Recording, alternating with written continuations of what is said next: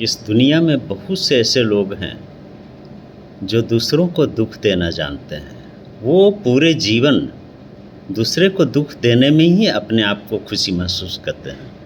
वो अपने आप को शातिर समझते हैं, तेज़ तर्रार समझते हैं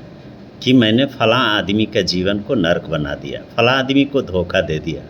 फ़लाँ आदमी का पैसा लूट लिया। लेकिन उसे ये पता नहीं होता है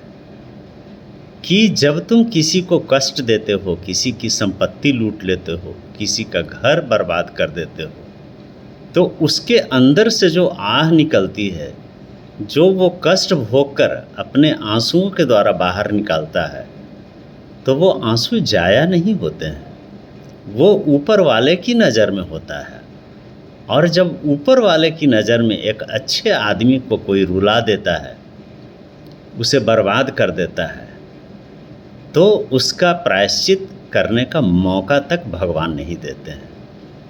और उसे इतना कष्ट दे देते हैं कि उसे अफसोस होने लगता है कि हमने किस आदमी को इतना कष्ट दिया कि जिसका बदला हमें मिल रहा है। इसलिए कभी भी अगर तुम्हें भगवान ने बुद्धि दी है, तेज़ तर्रार बनाया है, तुम्हें सोचने की शक्ति दी है, तो अच्छे काम में लगाओ, अपने दिमाग को अच्छे रास्ते पर चलाओ, ताकि तुम पैसा कमा सको, दुनिया में नाम कमा सको, दुनिया में इज्जत पा सको, न कि किसी का घर उजाड़ दो, किसी का जीवन बर्बाद कर दो, किसी को नर्क के रास्ते पर ठेल दो और अपने आप को तेज तर्रार समझते रहो। लेकिन ये कष्ट जो तुम दे रहे हो किसी को, वो कष्ट तुम्हारे पास वापस लौट कर आएगा, और जिस दिन ये वापस लौट कर आएगा उस दिन तुम्हें रोने का मौका नहीं मिलेगा, क्योंकि ऊपर वाले का दिया हुआ श्राप कभी जाया नहीं जाता है। नीचे वाला अगर तुमसे बदला नहीं ले सकता है तो आंसू तो बहा ही सकता है, और जब वो आंसू बहाएगा